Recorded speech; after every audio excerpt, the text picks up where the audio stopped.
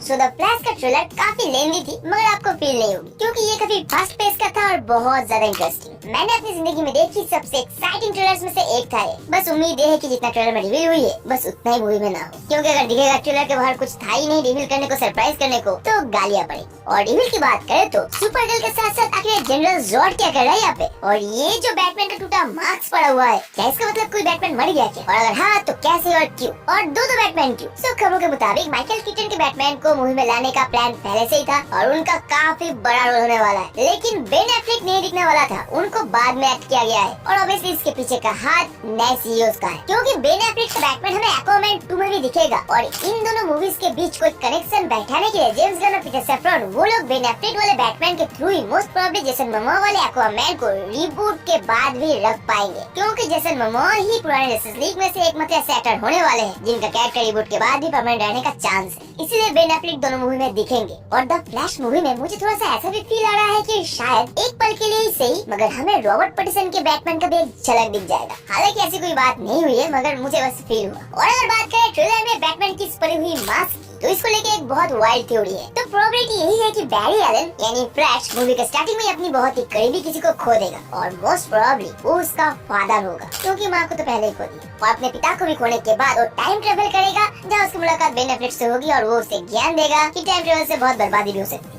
मगर बैरी सुनेगा नहीं और वो जब वापस आएगा अपने टाइमलाइन में तब उसे दिखेगा कि बहुत कुछ बर्बाद हो चुका है, और मे भी इसी सीक्वेंस में उसे बैटमैन का भी टूटा मास्क और खून दिखेगा और उसे रियलाइज होगा कि उसने ये क्या कर दिया है। और मे भी हो सकता है कि डीसी यूनिवर्स का बेन एफ्लेक या कोई और बैटमैन फ्लैश के टाइम ट्रेवल के कारण ही मारा जाएगा, क्योंकि फ्लैश पॉइंट के कॉमिक में भी बैटमैन मारा गया था। और ट्रेलर के अकॉर्डिंग वहाँ से बाहर निकल के ही फ्लैश को पता चलेगा कि उसके टाइम ट्रेवल के कारण बहुत कुछ बदल चुका है। जनरल जॉर्ड अर्थ पे अटैक कर रहा है मगर उसे रोकने के लिए कोई सुपरमैन नहीं है, न ही कोई मेटा ह्यूमन, न ही कोई जस्टिस, और वो ये सब कुछ फिक्स करने के लिए वापस टाइम ट्रैवल करेगा। जिसके बाद सुपरगर्ल और माइकल कीटन के बैटमैन के हेल्प से वो सब कुछ ठीक करेगा, जिसके बाद डीसीयू रिबूट हो जाएगी और कुछ कैरेक्टर्स के अलावा बाकी सारे कैरेक्टर्स रिकास्ट होंगे। और ऑब्वियसली सब होने के पहले माइकल कीटन का बैटमैन और यंग फ्लैश अपने यूनिवर्स में वापस चले जाएंगे और भाई इस मैन ऑफ स्टील वाले इवेंट को हम लोग दोबारा एक्सपीरियंस करेंगे। और यह सब लोग को ये भी समझ में आ गया होगा कि आखिर क्यों सुपरगर्ल और जनरल जॉर्ड यहाँ पे, क्योंकि नया जो टाइमलाइन का होटल उसने किया था उसमें सुपरमैन कभी आया ही नहीं। कैल-एल की जगह पे कारा-एल थी, जिससे भी एक एक्सपेरिमेंट ग्रुप ने कैद कर रखा था, जिसे फाइनली माइकल कीटन का बैटमैन छुड़ाएगा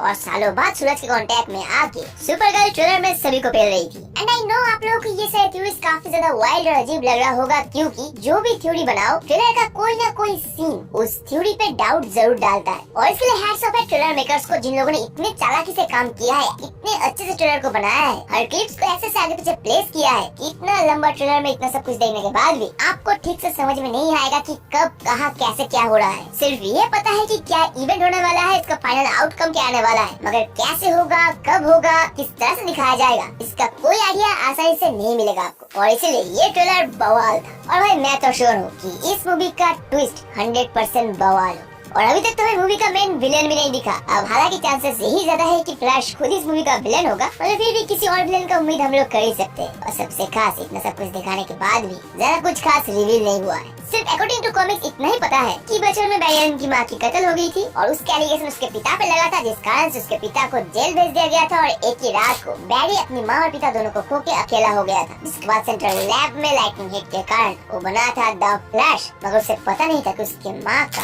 कातिल कौन था। और इसी चक्कर में वो टाइम ट्रेवल करेगा, अपनी माँ को बचाने की कोशिश करेगा, और इसी चक्कर में टाइमलाइन शटर हो जाएगा। टाइमलाइंस में अजीबोगरीब कांड होंगे, अजीबोगरीब इवेंट्स होंगे, जिसको ठीक करने की प्रयास किया जाएगा। और यही होगा मूवी का बेसिक प्लॉट, जिसके बाद सब कुछ रिबूट हो जाएगा, जो कि कॉमिक के फ्लैश पॉइंट का भी बेसिक प्लॉट था। और इसी प्लॉट को हमें मूवी में कैसे प्रेजेंट किया जाएगा और क्या क्या ट्विस्ट डाले जाएंगे, ये देखना काफी इंटरेस्टिंग होगा। और साथ ही साथ ये बात भी जान लो कि माइकल कीटन और बेन एफ्लेक इन दोनों का सिर्फ कैमियो नहीं रहेगा, बल्कि अच्छा खासा इंपॉर्टेंट रोल रहेगा, खास करके माइकल कीटन का। इवन दोनों का एक खतरनाक एक्शन सीक्वेंस भी रहेगा, जिसका एक झलक हमें ट्रेलर में दिखा भी दिया गया है। और पूरा देखने के लिए तो हम लोग एक्साइटेड हैं। और ऊपर से यहाँ पे फ्लैश के लाइटनिंग कलर्स को लेकर भी खेला गया है, पहले ब्लू था और अभी येलो दिख रहा है। और ट्रेलर के एक सीन में रेड भी। और जिन लोगों को पता नहीं बता दी, फ्लैश की लाइटनिंग के कलर्स उसके स्पीड को दर्शाती है। जैसे कॉमिक में ब्लू सबसे ज्यादा तेज है, लेकिन मूवी में शायद ब्लू सबसे कम तेज है और सबसे ज्यादा तेज रेड है, क्योंकि जस्टिस लीग में में ब्लू लाइटिंग के साथ दौड़ता था वो, और वो सबसे कम स्पीड था। येलो उससे ज्यादा होगा और रेड सबसे ज्यादा प्रोबेबली। और